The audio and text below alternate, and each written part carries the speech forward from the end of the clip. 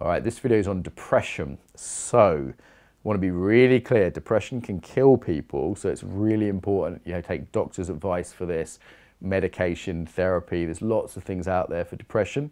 From an embodiment point of view, this is an addition to those things.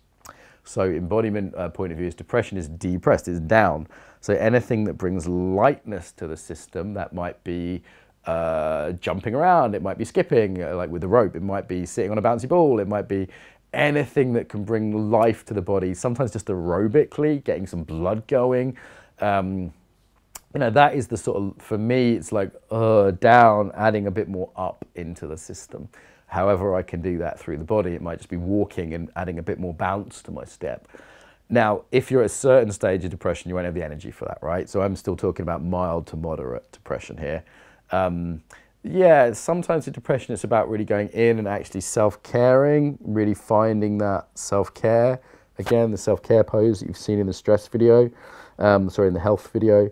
So really coming back into self-care, to coming in.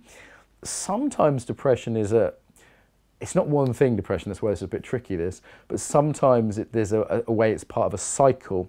So if someone doesn't rest, eventually they'll crash. And I've seen depression in people who have overworked themselves, and it's like an enforced winter.